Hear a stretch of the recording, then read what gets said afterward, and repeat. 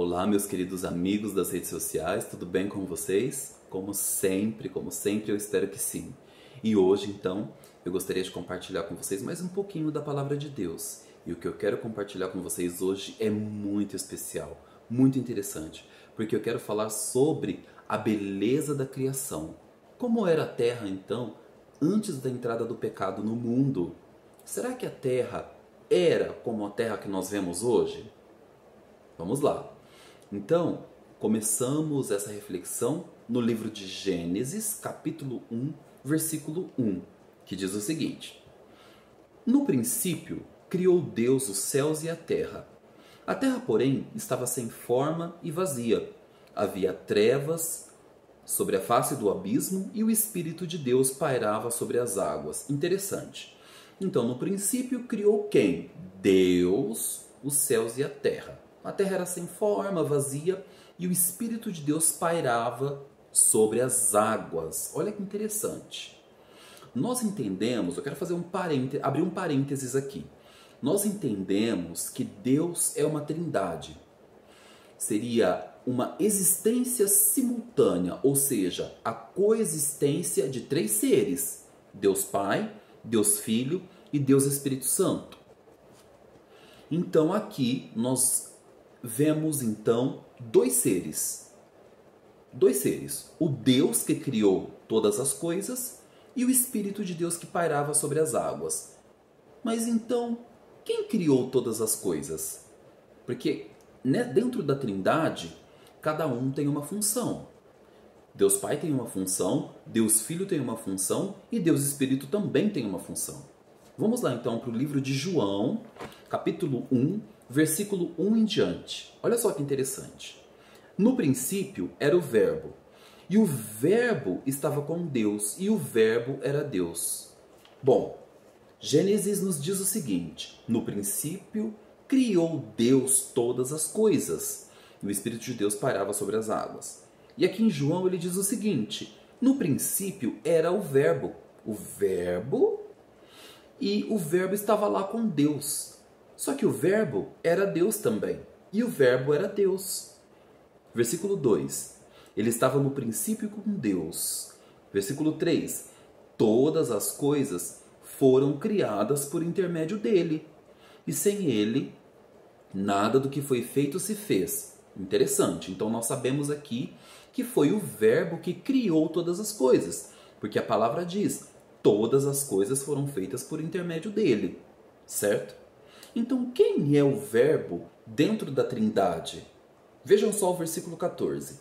E o Verbo se fez carne e habitou entre nós, cheio de graça e de verdade, e vimos a sua glória, glória como unigênito do Pai. Bom, então a palavra já nos diz que existe aqui o Deus Pai, porque o tal Verbo habitou entre nós, se fez carne, habitou entre nós. Ele estava cheio de graça, de verdade, e que vimos a sua glória, e que ele era o unigênito do Pai, o primeiro, o unigênito do Pai.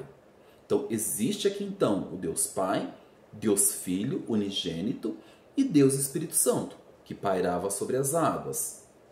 Vamos lá então para o livro de Colossenses, capítulo 1, versículos 13, 14 e 15, que diz o seguinte: Ele nos libertou do império das trevas e nos transportou para o reino do Filho do seu amor, no qual temos a redenção. Redenção significa resgate. Mas resgate do quê? A remissão dos pecados. No qual temos a redenção, a remissão dos pecados. Este é a imagem do Deus invisível, o primogênito de toda a criação, pois nele foram criadas todas as coisas, nos céus e sobre a terra, as visíveis e as invisíveis, sejam tronos, sejam soberanias, quer principados, quer potestades, tudo foi criado por meio dele e para ele. Então aqui a palavra já nos diz que o tal do Verbo, que é a imagem de Deus, criou todas as coisas. Porque diz aqui: pois nele foram criadas todas as coisas nos céus, né? E nos céus e sobre a terra, as visíveis e as invisíveis. Então nós sabemos aqui que o Deus Filho, a imagem de Deus, criou todas as coisas. Inclusive a palavra de Deus diz lá que quando Deus criou o homem e a mulher, a palavra nos diz lá em Gênesis, então criou Deus o homem e a mulher. A imagem de Deus os criou.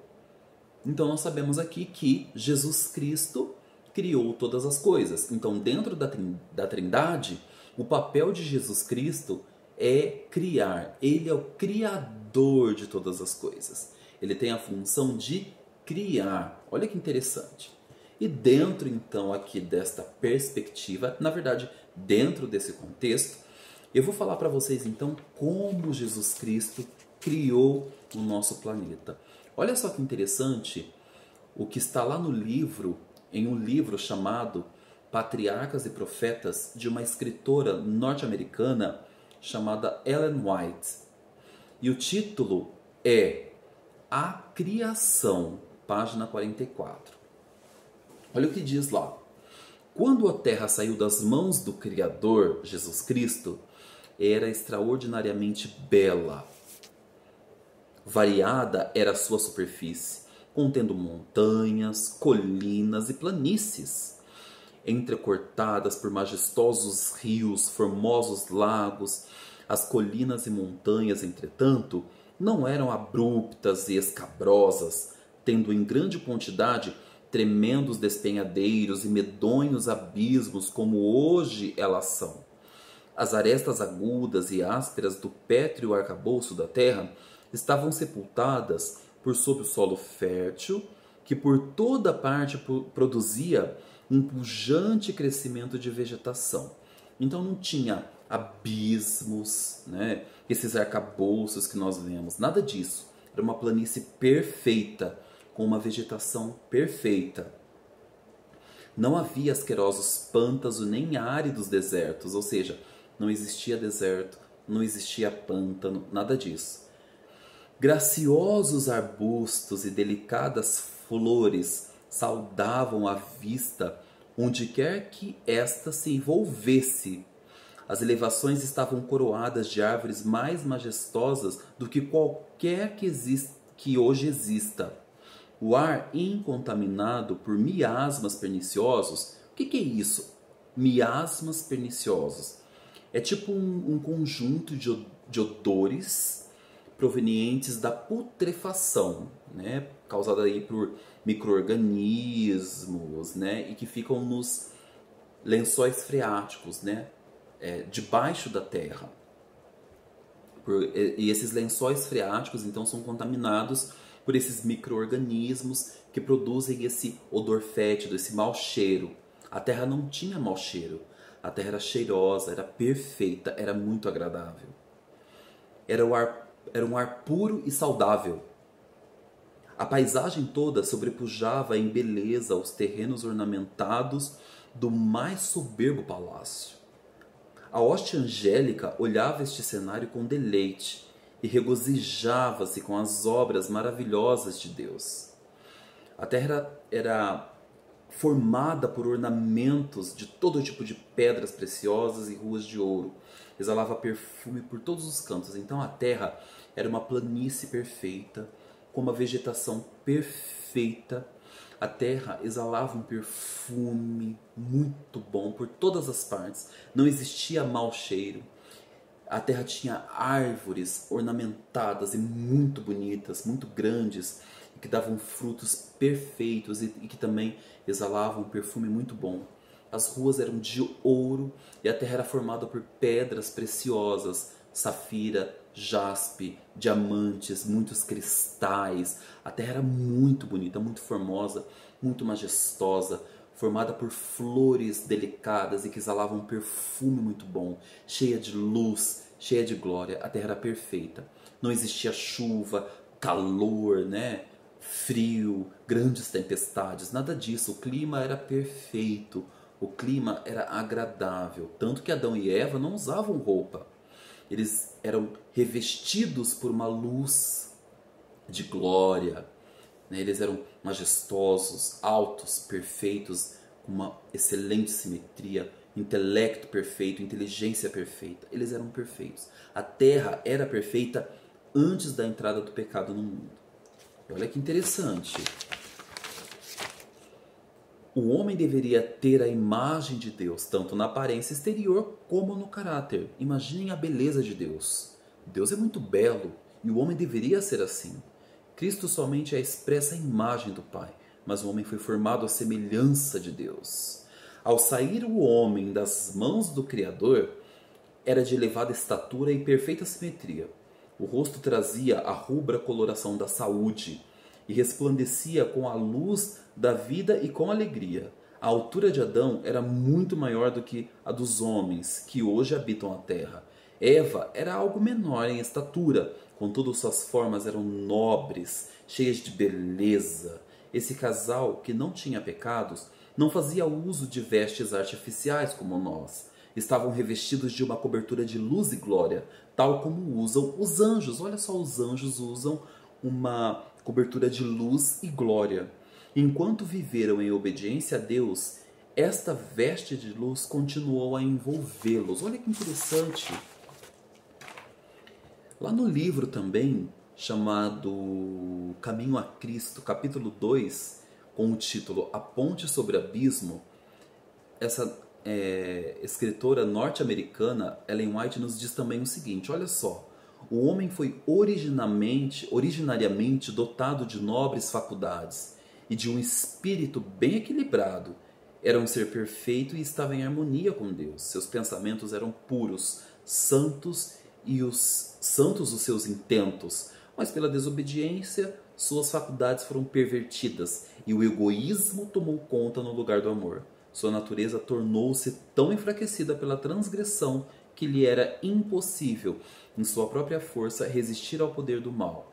Fez-se cativo de Satanás e assim teria permanecido para sempre se Deus não tivesse intervindo de modo especial. Era desígnio do tentador frustrar o plano divino quanto à criação do homem e encher a terra de miséria e desolação. E todo este mal ele apontava como consequência da criação do homem por Deus, porque Satanás acusava Deus de que a queda do homem e todas as misérias que entravam na terra eram oriundas dessa criação de Deus. Quem criou Deus? Quem criou a terra? Jesus. Então Satanás acusava Jesus de que Jesus era o responsável por toda essa miséria que adentrou a terra, que entrou na terra. Olha só que interessante, mas Jesus nos resgatou. Tanto que a palavra nos diz lá que ele nos libertou do império das trevas, nos trouxe paz, liberdade, enfim. Então olha só que interessante, a terra era perfeita, não existia o mal, tudo era perfeito, tudo era belo, não existia dor, a terra era majestosa, delicada, com muitas flores, né? Nós não víamos aí uma paisagem feia, a terra não tinha putrefação, não existia o nascer da flor e o murchar, tudo era perfeito. E a terra exalava um perfume muito bom, um perfume delicado, suave, né? A terra, saía de dentro da terra um orvalho suave que molhava toda a terra, não existia chuva e grandes tempestades. A terra foi criada assim, inicialmente. Porém, quando o pecado então entrou no mundo, entrou então a corrupção, a degradação do ser humano, enfim, e todas essas misérias que nós vemos hoje. Mas Jesus nos promete em sua palavra que um dia ele irá restaurar a terra como era a terra originalmente, antes da entrada do pecado. E eu aguardo por esse dia. Você também? Gostaria de aprender um pouco mais sobre isso? Estude a palavra de Deus, Gênesis, você vai gostar muito. Espero que você tenha gostado então um pouquinho dessa reflexão que eu trouxe para vocês e até a próxima.